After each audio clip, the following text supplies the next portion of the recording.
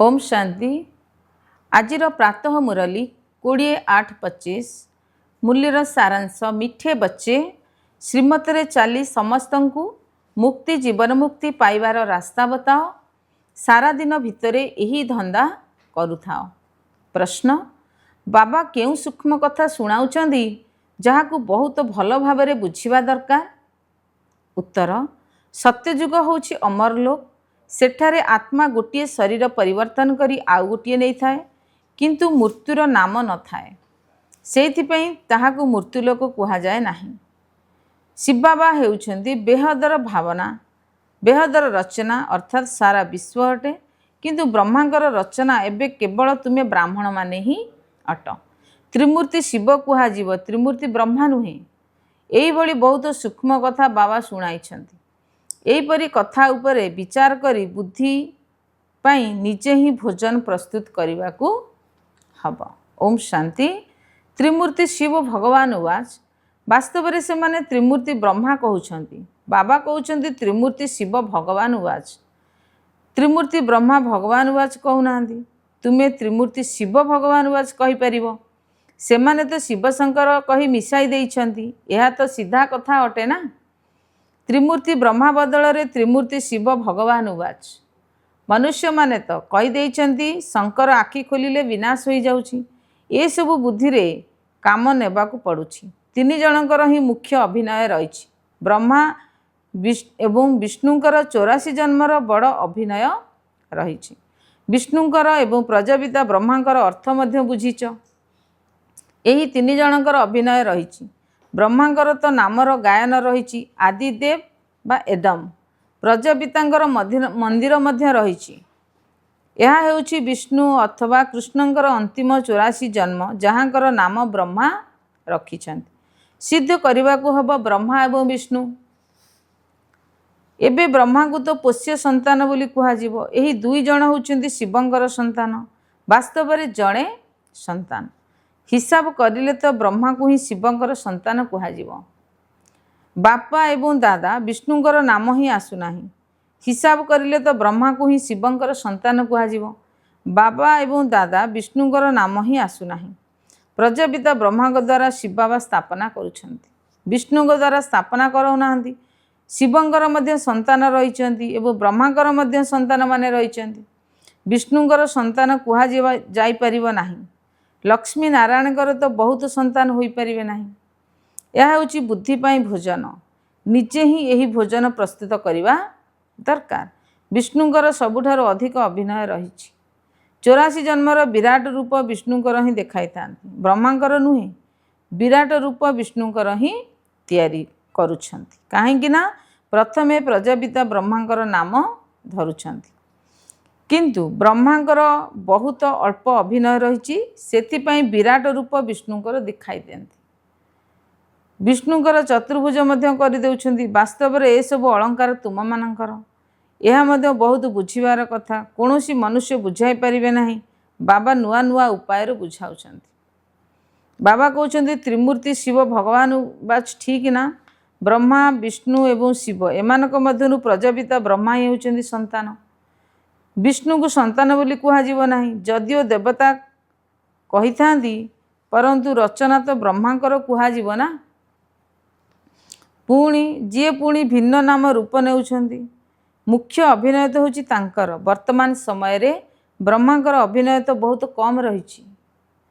विष्णुंकर केते समय राज्य चलुछि। सारा वृक्षर बीज रूप होउछन्ति शिव बाबा।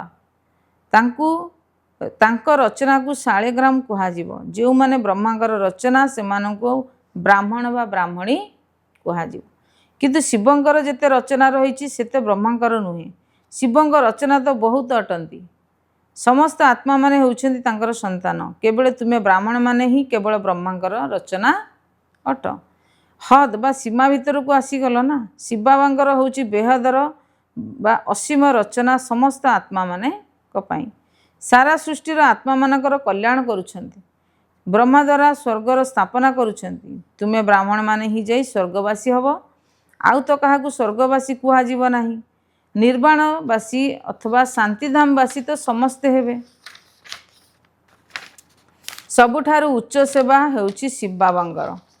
ସେ ତ ସମସ୍ତ ଆତ୍ମାମାନଙ୍କୁ ନେଇ ଯାଉଛନ୍ତି। ସମସ୍ତଙ୍କର ଅଭିନୟ ଅଲଗା ଅଲଗା ଅଟେ। ଶିବ ବାବା ମଧ୍ୟ କହୁଛନ୍ତି ମୋର ଅଭିନୟ ଭିନ୍ନ। ସମସ୍ତଙ୍କ ହିସାବ କିତାବ ଚୁକ୍ତ କରାଇ ତୁମକୁ ପତିତରୁ ପାବନ କରିବାକୁ ହେବ। ତୁମେ ଏଠାରେ ପାବନ ହେବା ପାଇଁ ପରିଶ୍ରମ କରୁଛ। ଅନ୍ୟ ସମସ୍ତେ ବିନାଶ ସମୟରେ ହିଁ ହିସାବ କିତାବ ସମାପ୍ତ କରିସାରି ଯିବେ। ପୁଣି ମୁକ୍ତିଧାମରେ ଯାଇ ବସି ରହିବେ। ସୃଷ୍ଟିର ଚକ୍ର ତ ଘୁରିବ ନା। ତୁମେ ସନ୍ତାନମାନେ ବ୍ରହ୍ମା ଦ୍ୱାରା ବ୍ରାହ୍ମଣ ହୋଇ ପୁଣି ଦେବତା ହୋଇଯାଉଛ। ତୁମେ ବ୍ରାହ୍ମଣମାନେ ଶ୍ରୀମତ ଆଧାରରେ ସେବା କରୁଛ। କେବଳ ତୁମମାନଙ୍କୁ ବା ମନୁଷ୍ୟମାନଙ୍କୁ ରାସ୍ତା ବତାଉଛନ୍ତି। ମୁକ୍ତି ଜୀବନ ମୁକ୍ତି ପାଇବାକୁ ହେଲେ ଏହିଭଳି ଭାବେ ପାଇପାରିବ। ଉଭୟ ଚାବି ହାତରେ ଅଛି। ଏ କଥା ତ ଜାଣିଛ କିଏ କିଏ ମୁକ୍ତି କିଏ କିଏ ଜୀବନ ମୁକ୍ତିକୁ ଯିବେ। ଏହା ହିଁ ହେଉଛି ତୁମର ସାରା ଦିନର ଧନ୍ଦା। କେହି କେହି ଯଦି ଶସ୍ୟ ଆଦିର ବେପାର କଲେ ତେବେ ବୁଦ୍ଧିରେ ସାରାଦିନ ତାହା ହିଁ ରହିଥାଏ। ତୁମର ଧନ୍ଦା ହେଉଛି ରଚନାର ଆଦି ମଧ୍ୟ ଅନ୍ତକୁ ଜାଣିବା ଏବଂ ଅନ୍ୟମାନଙ୍କୁ ମଧ୍ୟ ମୁକ୍ତି ଜୀବନ ମୁକ୍ତିର ରାସ୍ତା ବତାଇବା। ଏହି ଧର୍ମ ଯେଉଁମାନେ ହୋଇଥିବେ ସେମାନେ ବାହାରି ଆସିବେ। ଏପରି ବହୁତ ଧର୍ମର ଅଛନ୍ତି ଯେ ବଦଳି ପାରିବେ ନାହିଁ। ଯେପରି ଆଙ୍ଗ୍ଲୋ ଖ୍ରୀଷ୍ଟିଆନ କଳା ହୋଇଥାନ୍ତି, ତାଙ୍କର ରୂପ ମଧ୍ୟ ବଦଳି ଯାଇଥାଏ। କେବଳ ଏମିତି ବଦଳାଇ ଦେଇଥାନ୍ତି, ଏପରି ନୁହେଁ ଯେ ବେହୋସ ହୋଇଯାଉଛନ୍ତି। କେବଳ ଧର୍ମକୁ ମାନ ଦେଇଥାନ୍ତି। କେହି ବୌଦ୍ଧ ଧର୍ମକୁ ମାନିଥାନ୍ତି, କେହି ଦେବୀ ଦେବତା ଧର୍ମକୁ। ପ୍ରାୟ ଲୋପ ହୋଇଯାଇଛି। ଜଣେ ହେଲେ ବି ଏପରି ନାହାନ୍ତି ଯିଏ କହିବେ ଆମେ ଆଦି ସନାତନ ଦେବୀ ଦେବତା ଧର୍ମର ଅଟୁ। ଦେବତାମାନଙ୍କର ଚିତ୍ର କାମରେ ଆସୁଛି। ଆତ୍ମା ତ ହେଉଛି ଅବିନାଶୀ, ତାହା କେବେ ମରିନଥାଏ। ଗୋଟିଏ ଶରୀର ଛାଡ଼ି ପୁଣି ଅନ୍ୟ ଗୋଟିଏ ଶରୀର ପାର୍ଟ ବଦଳିଥାଏ। ତାକୁ ମୃତ୍ୟୁଲୋକ କୁହାଯିବ ନାହିଁ, ତାହା ହିଁ ହେଉଛି ଅମର ଲୋକ। ଶରୀର କେବଳ ବଦଳୁଛି। ବୁଝିବା ନିମନ୍ତେ ଏହି କଥା ହେଉଛି ବହୁତ ଗୁପ୍ତ। ମୋଟା କଥା କିଛି ହେଲେ ନାହିଁ। ଯେପରି ବିବାହଘରରେ କାହାକୁ ସ୍ୱଳ୍ପ ରୂପରେ କାହାକୁ ମୋଟା ରୂପରେ ଯୌତୁକ ଦେଇଥାନ୍ତି। କେହି କେହି ସବୁ ଦେଖାଇ କରି ଦେଇଥାନ୍ତି, କେହି କେହି ପେଟି ବନ୍ଦ କରି ଦେଇଥାନ୍ତି। ଭିନ୍ନ ଭିନ୍ନ ପ୍ରଥାରେ ପ୍ରଜା ରହିଛି। ତୁମକୁ ପ୍ରଚୁର ସମ୍ପତ୍ତି ମିଳୁଛି କାହିଁକି ନା ତୁମେ ସବୁ ହେଉଛ କନ୍ୟା। ବାବା ହେଉଛନ୍ତି ବର। ତୁମକୁ ଶୃଙ୍ଗାର କରାଇ ବିଶ୍ୱର ବାଦଶାହୀ ସମ୍ପୂର୍ଣ୍ଣ ଭାବେ ଦେଉଛନ୍ତି। ବିଶ୍ୱର ମାଲିକ ତୁମେ ହେଉଛ। ମୁଖ୍ୟ କଥା ହେଉଛି ବାବାଙ୍କୁ ମନେ ପକାଇବା। ଜ୍ଞାନ ତ ବହୁତ ସହଜ, ତେଣୁ କେବଳ ଅଲଫକୁ ୟାଦ କରିବାକୁ ହେବ। କିନ୍ତୁ ବିଚାର କରାଯାଇଛି ଯେ ବାବାଙ୍କର ସ୍ମୃତି ତୁରନ୍ତ ହିଁ ଭୁଲି ଯାଉଛି। ଅନେକ କହୁଛନ୍ତି ବାବା ୟାଦ ଭୁଲି ଯାଉଛୁ। ତୁମେ କାହାକୁ ବୁଝାଇଲେ ମଧ୍ୟ ସର୍ବଦା ଜ୍ଞାନ ଅକ୍ଷର କୁହ। ଯୋଗ ଅକ୍ଷର କହିବା ଭୁଲ। ଶିକ୍ଷକଙ୍କୁ ଛାତ୍ରର ସ୍ମୃତି ଚଢ଼ିଥାଏ। ପିତା ହେଉଛନ୍ତି ସୁପ୍ରିମ୍ ସୋଲ୍। ତୁମେ ଆତ୍ମା ସୁପ୍ରିମ୍ ନୁହେଁ। ତୁମେ ହେଉଛ ପତିତ। ଏବେ ବାବାଙ୍କୁ ମନେ ପକାଅ। ଶିକ୍ଷକ ବାପା ଗୁରୁଙ୍କୁ ମନେ ପକାଇଥାଏ। ଗୁରୁମାନେ ବସି ଶାସ୍ତ୍ର ଶୁଣାଇ ମନ୍ତ୍ର ଆଦି ଦେଇଥାନ୍ତି। ବାବାଙ୍କର ମନ୍ତ୍ର ହେଉଛି ଗୋଟିଏ ମନ ମନା ଭାବ। ପୁଣି କେବେ ହେବ? ମଧ୍ୟାଜୀବ ହେବ। ତୁମେ ବିଷ୍ଣୁପୁରୀକି ଚାଲିଯିବ। ତେଣୁ ତୁମେ ସମସ୍ତେ ରାଜାରାଣୀ ହେବ ନାହିଁ। ରାଜାରାଣୀଙ୍କ ସହିତ ପ୍ରଜା ମଧ୍ୟ ହେବେ। ତେବେ ମୁଖ୍ୟ ହେଉଛି ତ୍ରିମୂର୍ତ୍ତି। ଶିବ ବାବାଙ୍କ ପରେ ରହିଛନ୍ତି ବ୍ରହ୍ମା, ଯିଏକି ପୁଣି ମନୁଷ୍ୟ ସୃଷ୍ଟି ଅର୍ଥାତ୍ ବ୍ରାହ୍ମଣ ରଚନା କରୁଛନ୍ତି। ବ୍ରାହ୍ମଣଙ୍କୁ ପରେ ପାଠ ପଢ଼ାଇଥାନ୍ତି। ଏହା ନୂଆ କଥା ଅଟେ ନା। ତୁମେ ବ୍ରାହ୍ମଣୀମାନେ ହେଉଛ ଭାଇ ଭଉଣୀ। ବୁଢ଼ାମାନେ ମଧ୍ୟ କହିବେ ଆମେ ହେଉଛୁ ଭାଇ ଭଉଣୀ। ଏଠାକୁ ମନ ଭିତରେ ବୁଝିବା ଦରକାର। କାହାକୁ ଅଯଥାରେ ଏପରି କହିବା ଅନୁଚିତ। ଭଗବାନ ପ୍ରଜାପିତା ବ୍ରହ୍ମାଙ୍କ ଦ୍ୱାରା ସୃଷ୍ଟି ରଚନା କଲେ, ତେଣୁ ଭାଇ ଭଉଣୀ ହୋଇଗଲେ ନା। ଯେହେତୁ ଏଇ ପ୍ରଜାପିତା ବ୍ରହ୍ମା ହେଉଛନ୍ତି ବ୍ରହ୍ମାଙ୍କର ସନ୍ତାନ, ଏହା ବୁଝିବାର କଥା। ତୁମେ ପିଲାମାନେ ବହୁତ ଖୁସି ହେବା ଦରକାର ଯେ ଆମକୁ କିଏ ପଢ଼ାଉଛନ୍ତି? ଶିବ ବାବା। ତ୍ରିମୂର୍ତ୍ତି ଶିବ। ବ୍ରହ୍ମାଙ୍କର ମଧ୍ୟ ବହୁତ କମ୍ ସମୟର ଅଭିନୟ ରହିଛି। ବିଷ୍ଣୁଙ୍କର ସତ୍ୟଯୁଗୀ ରାଜଧାନୀରେ 8 ଜନ୍ମ ବା 8 ଗଦି ଚାଲୁଛି। ବ୍ରହ୍ମାଙ୍କର ତ ଗୋଟିଏ ଜନ୍ମର ଅଭିନୟ ରହିଛି। ବିଷ୍ଣୁଙ୍କର ଅଭିନୟକୁ ତ ବଡ଼ କୁହାଯିବ ନାହିଁ। ତ୍ରିମୂର୍ତ୍ତି ଶିବ ହେଉଛନ୍ତି ମୁଖ୍ୟ। ପୁଣି ଆସୁଛି ବ୍ରହ୍ମାଙ୍କର ପାର୍ଟ, ଯିଏକି ତୁମକୁ ବିଷ୍ଣୁପୁରର ମାଲିକ କରାଉଛନ୍ତି। ବ୍ରହ୍ମାରୁ ବ୍ରାହ୍ମଣ ପୁଣି ସେଇ ଦେବତା ହେଉଛନ୍ତି। ତେଣୁ ଇଏ ହୋଇଗଲେ ଅଲୌକିକ ପିତା। ଅଳ୍ପ ସମୟ ପାଇଁ ଇଏ ପିତା ହେଉଛନ୍ତି ଯାହାଙ୍କୁ ଏବେ ସ୍ୱୀକାର କରୁଛନ୍ତି। ଆଦିଦେବ ଆଦମ ଏବଂ ବିବି। ଏହାଙ୍କ ବିନା ସୃଷ୍ଟି କିପରି ରଚନା କରିବେ? ଆଦିଦେବ ଏବଂ ଆଦିଦେବୀ ଅଟନ୍ତି ନା। ବ୍ରହ୍ମାଙ୍କର ଅଭିନୟ କେବଳ ମାତ୍ର ସଙ୍ଗମ ଯୁଗରେ ହିଁ ମିଳିଛି। ଦେବତାମାନଙ୍କର ଅଭିନୟ ତଥାପି ବହୁତ ସମୟ ଚାଲୁଛି। କେବଳ ସତ୍ୟଯୁଗରେ ଦେବତା ବୋଲି କୁହାଯିବ, ତୃତୀୟରେ କ୍ଷତ୍ରିୟ କୁହାଯିବ। ଏହିପରି ବହୁତ ଗୁହ୍ୟ ଗୁହ୍ୟ ପଏଣ୍ଟସ୍ ମିଳୁଛି। ସବୁ କଥା ଗୋଟିଏ ସମୟରେ ବର୍ଣ୍ଣନା କରିହେବ ନାହିଁ। ସେମାନେ ତ୍ରିମୂର୍ତ୍ତି ବ୍ରହ୍ମା ବୋଲି କହୁଛନ୍ତି। ଶିବଙ୍କୁ ଉଡ଼େଇ ଦେଇଛନ୍ତି।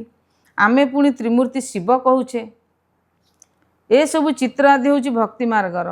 ବ୍ରହ୍ମାଙ୍କ ଦ୍ୱାରା ପ୍ରଜା ରଚନା କରୁଛନ୍ତି, ପୁଣି ତୁମେ ଦେବତା ହେଉଛ। ବିନାଶ ସମୟରେ ପ୍ରାକୃତିକ ବିପର୍ଯ୍ୟୟ ମଧ୍ୟ ଆସିଥାଏ। ବିନାଶ ନିଶ୍ଚୟ ହେବ। କଳିଯୁଗ ପରେ ପୁଣି ସତ୍ୟଯୁଗ ହେବ।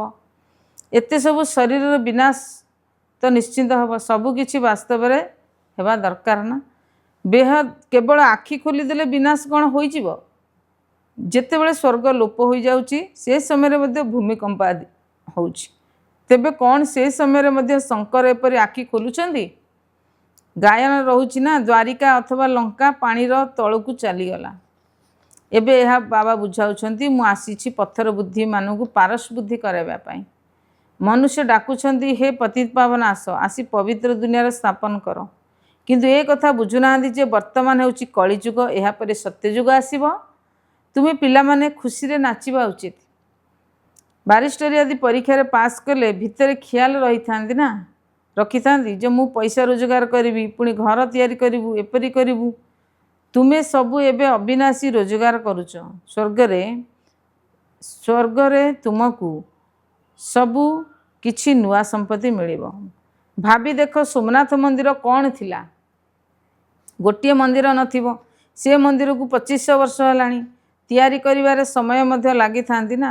ପୂଜ୍ୟ ହେଉଥିଲା, ତାପରେ ସେମାନେ ଏହାକୁ ଲୁଟି ନେଇଯାଇଥିଲେ। ସାଙ୍ଗେ ସାଙ୍ଗେ ତ ଆସିଥିବେ ନା। ବହୁତ ମନ୍ଦିର ଥିବ, ପୂଜା ନିମନ୍ତେ ମନ୍ଦିର ତିଆରି କରିଛନ୍ତି। ଏବେ ତୁମେ ଜାଣିଛ, ବାବାଙ୍କୁ ମନେ ପକାଇ ପକାଇ ଆମେ ସତ୍ୟଯୁଗକୁ ଚାଲିଯିବୁ। ଆତ୍ମା ପବିତ୍ର ହୋଇଯିବ। ପରିଶ୍ରମ କରିବାକୁ ପଡ଼ୁଛି। ମେହନତ ବିନା କାମ ଚାଲିବ ନାହିଁ।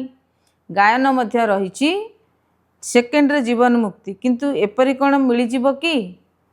ଏ କଥା ବୁଝାଉଛନ୍ତି। ପିଲାମାନେ ମାନିଲେ ନିଶ୍ଚୟ ମିଳିବ।